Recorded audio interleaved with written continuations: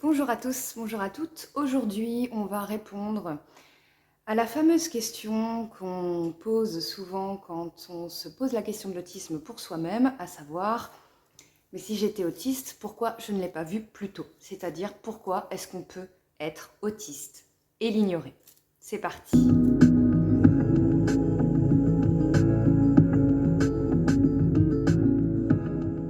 Alors, premièrement, si vous vous intéressez un peu à l'autisme, et que vous cherchez sur Internet, la définition sera souvent un petit peu opaque. C'est-à-dire que la définition a un caractère vague dans laquelle il est difficile de mettre des comportements concrets derrière. Lorsqu'on dit par exemple difficulté dans les interactions sociales, ça peut paraître assez nébuleux. On entend interaction sociale. À partir du moment où on sait à peu près dialoguer avec les autres, on peut se dire je ne vois pas où est le problème. On ne fait pas forcément le lien avec la difficulté dans les amitiés, le fait qu'on ne comprenne pas toujours les blagues. Sur le moment, c'est très flou.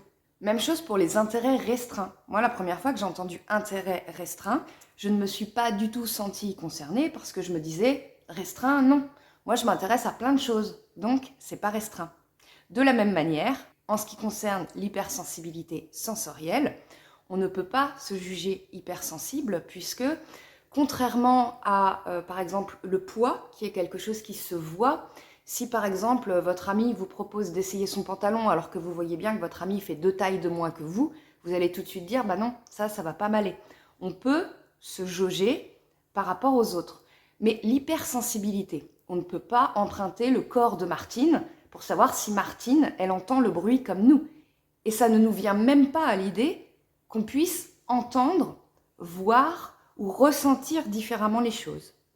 Donc, la définition de l'autisme telle qu'on l'entend fait que si on est à peu près socialement adapté, effectivement qu'on ne se reconnaît pas. Alors, j'ai fait une vidéo cet été sur pourquoi les traits autistiques ressortent après le diagnostic ou après la phase que j'ai nommée la phase d'Eureka.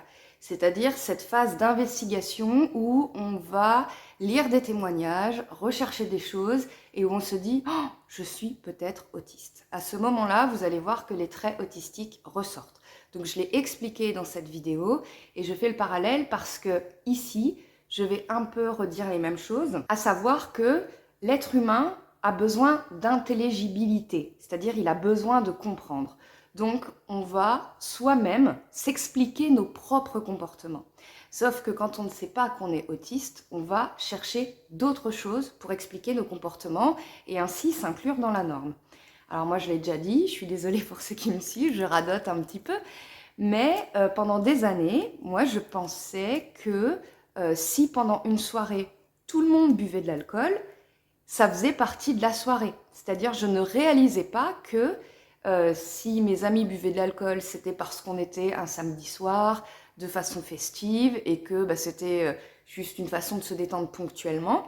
Je ne réalisais pas que moi, c'était un besoin. C'est-à-dire que pour passer plusieurs heures à parler avec des gens et me sentir un minimum à l'aise, moi, il fallait que je boive. D'ailleurs, je buvais avant qu'ils arrivent et je buvais après, pendant que je débarrassais. Mais je me disais, de toute façon, tout le monde boit. Et l'alcool, c'est tellement malheureusement ancré dans notre société que la première chose qu'on vous propose quand vous allez chez des gens, c'est qu'est-ce que tu bois? Bien entendu, s'il est 16 heures, on va plutôt vous proposer un café, mais en tout cas, les interactions sociales sont généralement liées au fait de consommer quelque chose ensemble. Donc moi, pendant des années, problème d'interaction sociale, je me disais, non, moi, j'ai aucun problème. De la même manière, par exemple, qu'avec le travail, les personnes autistes ont souvent du mal soit à garder un travail, soit à être bien dans leur travail.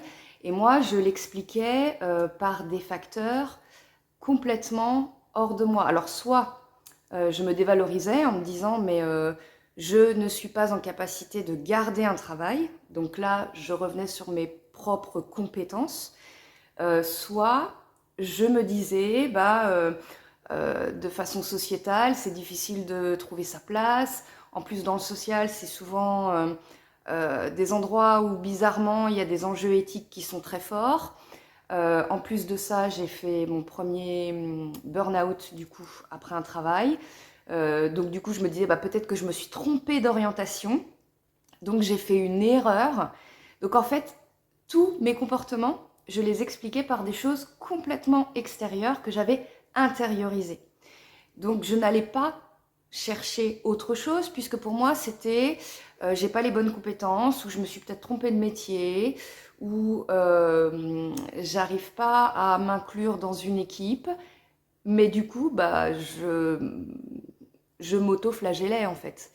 Et quand j'ai commencé à m'intéresser un peu plus à ma santé, et je pense que c'est le cas pour beaucoup de personnes, à chaque fois qu'il y avait une thématique qui était soulevée par mon médecin, par exemple il y a eu la thyroïde, je me disais oh là là mon Dieu mais ça expliquerait la fatigue, ça expliquerait l'irritabilité, finalement c'était pas ça.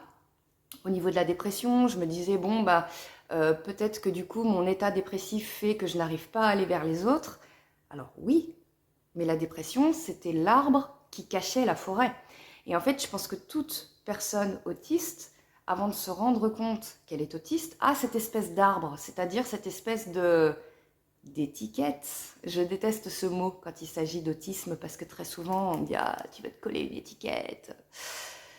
Et je trouve ça complètement débile parce que personne ne va juger quelqu'un qui va chez l'ophtalmo. Personne ne va dire oh, astigmate, c'est une étiquette, c'est à la mode. Personne ne juge quelqu'un qui va chez l'ORL parce qu'il a l'impression de moins bien entendre. Oh, tu vas être malentendant, waouh. Donc de la même manière, je ne vois pas pourquoi quelqu'un qui chercherait à savoir pourquoi il ou elle souffre serait qualifié de « Oh, tu veux une étiquette ?» Ben non, on ne veut pas d'étiquette, on cherche juste à comprendre. Et moi, pendant des années, ce qui s'est passé avec le domaine médical, et qui a été presque une humiliation, c'est qu'à chaque fois que j'allais consulter pour des choses, de façon sous-jacente, il y avait la souffrance autistique en fait. Dans la fatigue, dans la dépression, dans certains autres symptômes. Et en fait, à chaque fois, les médecins me disaient non, non, mais tout va bien.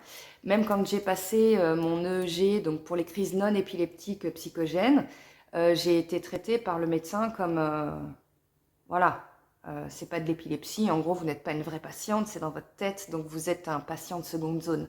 Donc moi j'avais toujours l'impression que quand j'allais toquer quelque part, on me disait non, non mais tout va bien, faut y arrêter là. Donc ça nous pousse encore plus à nous dire oui, le problème vient de nous. Voilà, donc à part avoir une estime de soi fortement dégradée, eh ben on n'avance pas. Le fait d'être adapté socialement aussi est quelque chose qui cache tous les traits autistiques. Alors comment est-ce qu'on peut être adapté socialement alors qu'on est autiste ? Eh bien tout simplement parce que l'enfant apprend par mimétisme, c'est-à-dire l'enfant apprend en regardant les autres.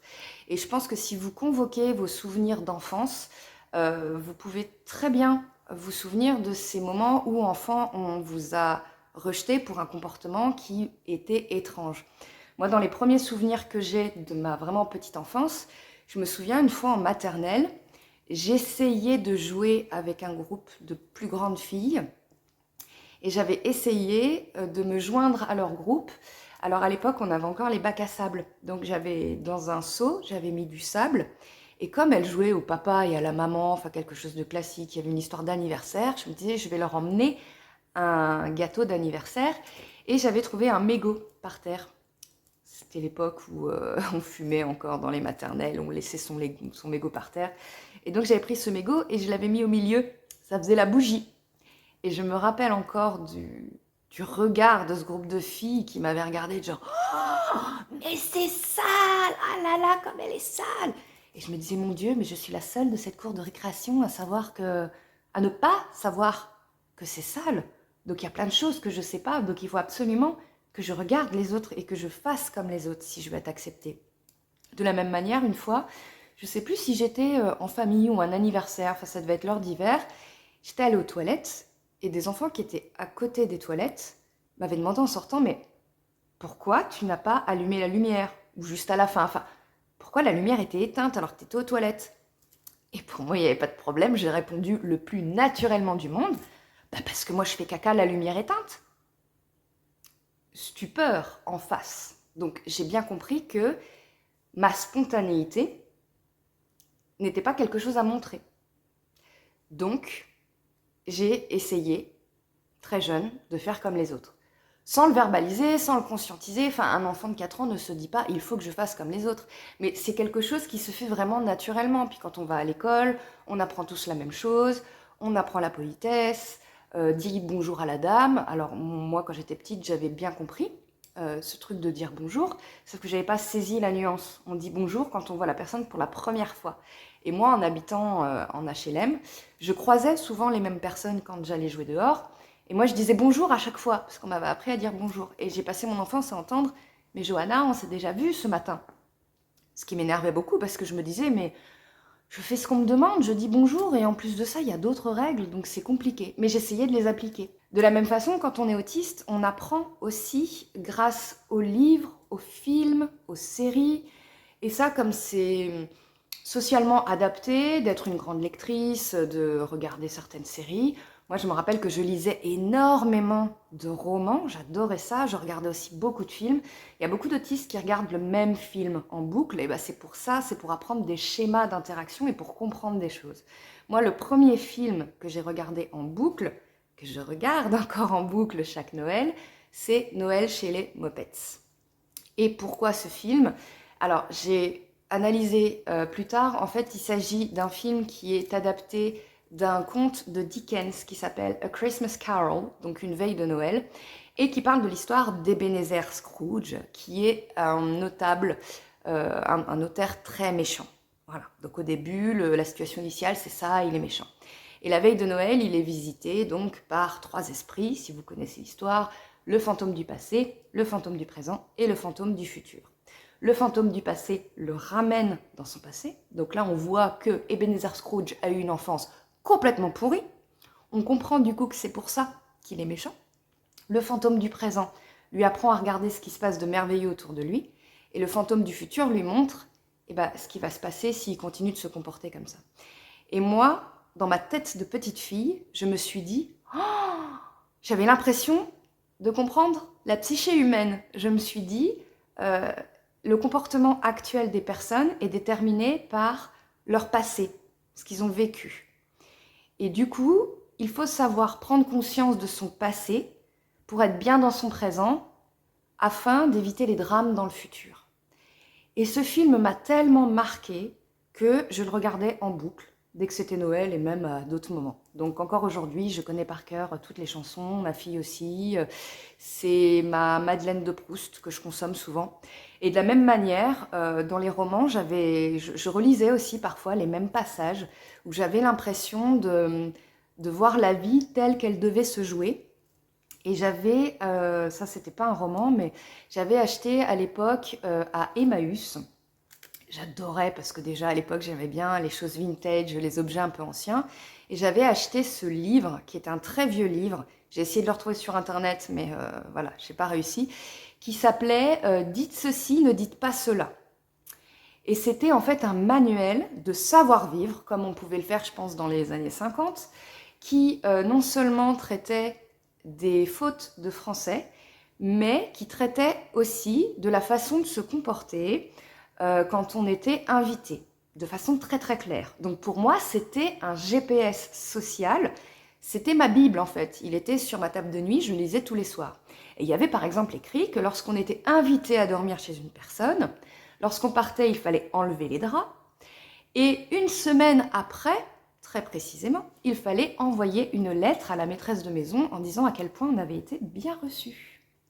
Et tout ça, ça me sécurisait parce que je me disais, grâce à ce livre, plus tard, je commettrai aucun impair. Et enfin, on ne peut pas se reconnaître dans l'autisme puisque dans les médias, le TSA-SDI, donc c'est-à-dire le trouble du spectre de l'autisme sans déficience, est complètement sous-représenté. Il est représenté en fait des deux côtés du spectre, c'est-à-dire que soit on montre nos camarades autistes avec une déficience intellectuelle, et donc nos camarades autistes avec une déficience intellectuelle, eux, n'ont pas la capacité à masquer, parce que justement, à cause de leurs difficultés cognitives, ils n'ont pas pu faire ce travail d'adaptation et de masking, ce qui fait que leurs traits autistiques sont beaucoup plus visibles et beaucoup plus tôt. Donc c'est pour ça que on a qualifié ces personnes d'autistes sévères, alors qu'en fait c'est pas l'autisme en soi qui est sévère, c'est la difficulté à masquer et à s'insérer socialement. Et de l'autre côté des représentations, on a le fameux autiste Asperger, Rain Man par exemple, alors qui est un film que j'adorais quand j'étais petite, vraiment, il a fait partie des films moi qui m'ont marqué. Et du coup, je me disais, bah, c'est ça l'autisme en fait. C'est une personne qui a des stéréotypes très marqués, qui compte les allumettes. Aujourd'hui encore, et j'en ai un petit peu parlé hein, avec The Good Doctor, Attorney Who, les autistes qu'on présente ont tous un potentiel intellectuel énorme. C'est-à-dire que soit on est une personne autiste avec une déficience intellectuelle, soit on est une personne autiste surdouée. À tel point que quand on a commencé à me parler d'autisme pour ma fille, c'est pas que je voulais enlever l'hypothèse, mais je me disais, mais en fait ma fille elle a déjà eu un test de QI, donc elle a un QI hétérogène, donc très haut dans certaines parties, un peu plus bas dans d'autres, ce qui fait qu'elle a un QI dans la norme. Donc avec un QI dans la norme, pour moi on ne pouvait pas être autiste. Alors que si, c'est même la majorité des autistes.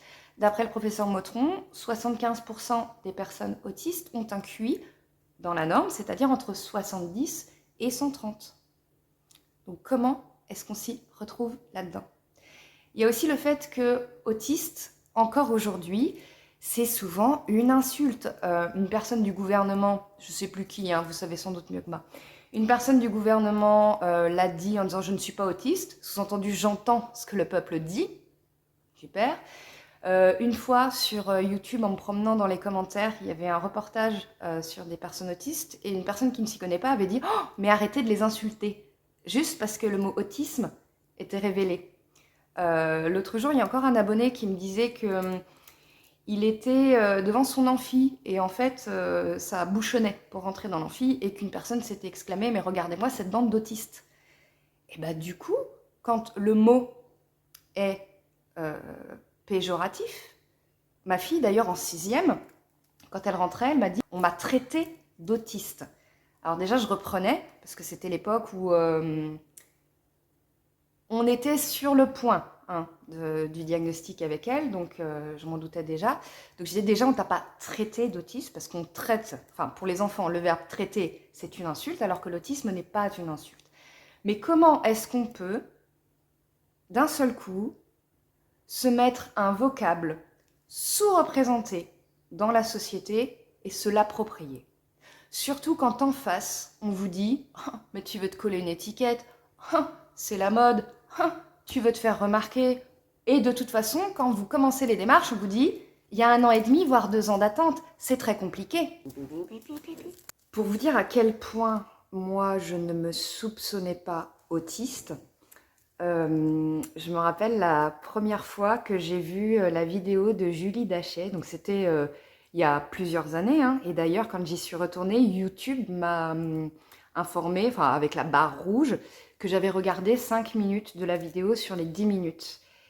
Et bien la première fois que j'ai vu la vidéo de Julie Dachet, j'étais en colère.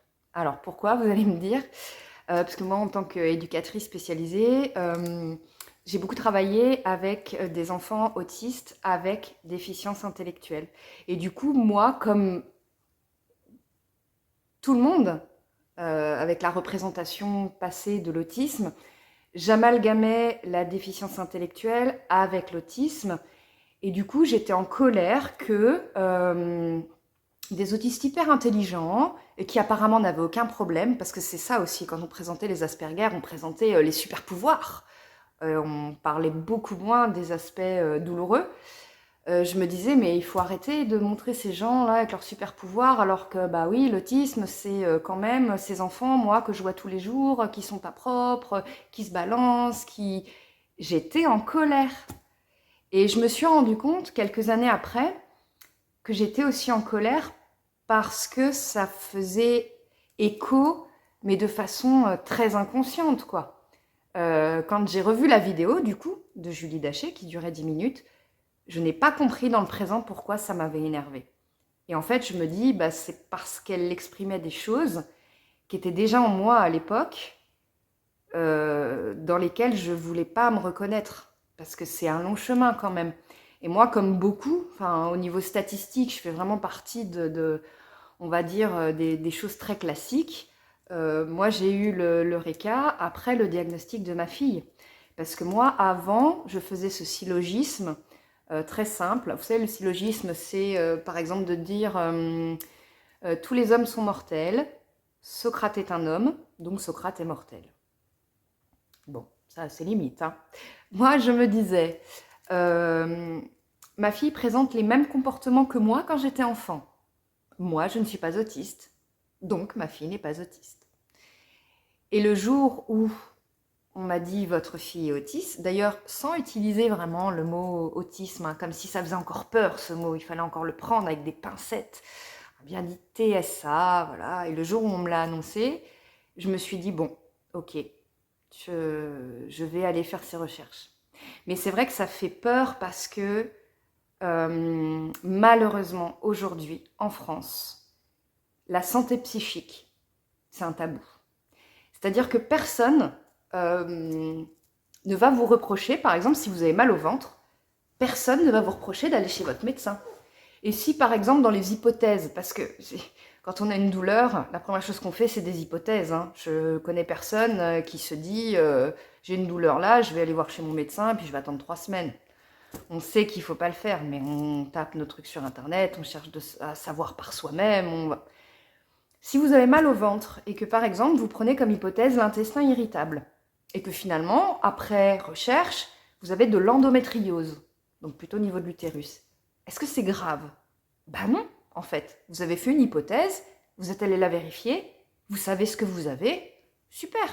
Et quand vous allez en parler autour de vous, tout le monde va être passionné. Ah oui, ok, d'accord. Parce que le physique, ça va. Le physique, ça se voit. Le physique, les gens adorent en parler. Enfin, l'empathie, par exemple, qu'on a pour les migraineux. Alors, c'est terrible. Hein. Mon papa est migraineux, il fait des algies vasculaires de la face et c'est horrible. Mais pour le coup, quand quelqu'un dit j'ai eu une migraine ce week-end, et ben les gens, ah là là, t'as une migraine ce week-end. Quand ça ne se voit pas, quand ça n'est pas connu, vous ne pouvez pas dire j'ai fait un meltdown ce week-end. Ça ne parle pas aux gens, un meltdown. Et de la même façon, quand vous allez dire ah bah je crois que je suis peut-être TDAH ou peut-être, les gens vous dire oh c'est bon maintenant les étiquettes.